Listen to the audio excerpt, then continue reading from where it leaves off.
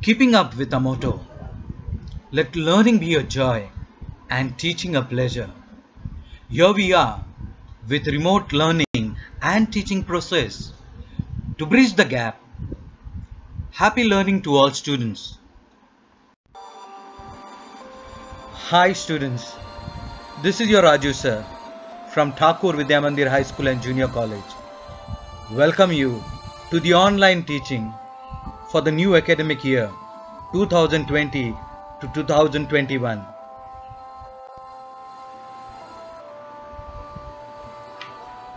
We have learnt about the Western tradition of historiography in the last lesson.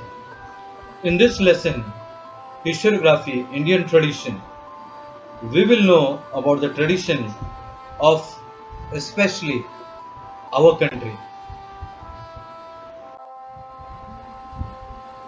Historiography in the modern period. In the 20th century, the Indian archaeological exploration and research started under the British rule. A number of ancient sites were excavated under the supervision of Sir Alexander Cunningham, the first Director General of the Archaeological Survey of India. He chose mainly the sites mentioned in the Buddhist texts for this purpose. Harappan civilization was discovered during the tenure of Sir John Marshall. Because of this discovery, the antiquity of Indian history could be traced to the 3rd millennium BCE or even earlier. Many British officials in India wrote about Indian history. Their writings display strong influence of the colonial policies of the British. 3 volumes of the History of British India, written by James Mill, were published in 1817. This was the first book on Indian history written by a British historian. It clearly reflects an absence of objective perspective and prejudice about various aspects of the Indian culture. The History of India, written by Mount Stuart Elphiston, Governor of Bombay, now Mumbai, was published in 1841. The period of Maratha Empire is very important in the Indian history. Grand Duff's name stands out among the British officers who wrote about Maratha history. He wrote the book entitled A History of Marathas. This book is published in 3 volumes. Grand Duff's writing also shows the British inclination of condemning Indian culture and history. Similar tendency is witnessed in Colonel Todd's writing about Rajasthan history. The 2 volumes by William Wilson Hunter on Indian history show a somewhat impartial treatment of the subject. Well, Nilkant Janardhan Kirtane and Vishwanath Kashinath Rajwade were 2 Indian historians who took upon the task of exposing the limitations of Grand Duff's writings.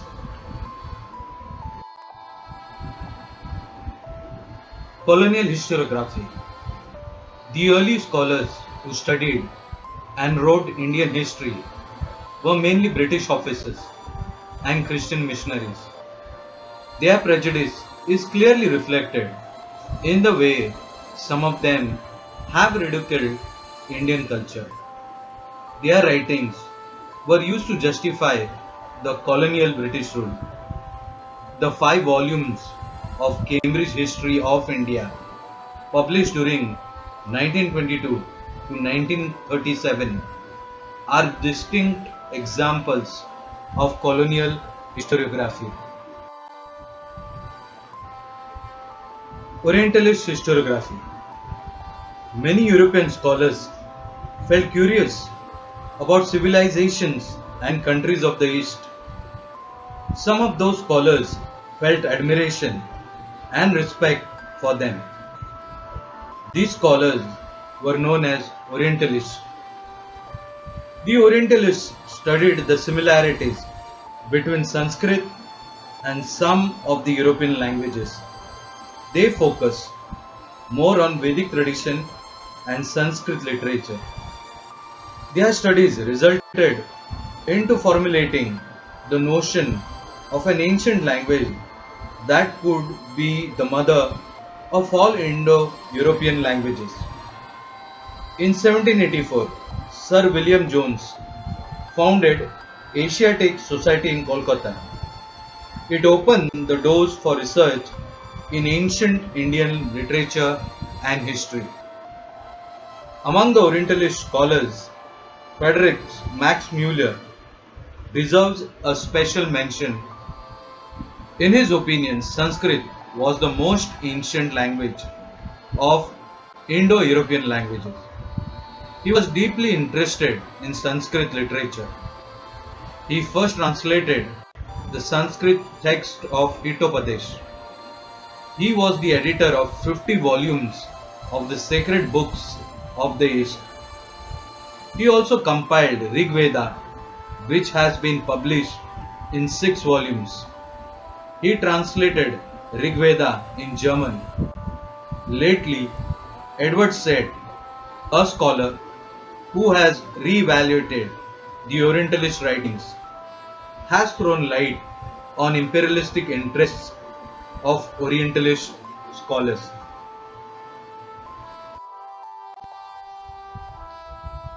My dear students, stay safe, be relaxed, let go of all negativity, focus on something practical, creative, which brings the best in you, because you're the best. Smile, because each one of you can make a difference. Make every moment count. Hope and trust in God. After every dark night, there's a new morning, a new day, and a new beginning. I'll be back. Till then, thank you.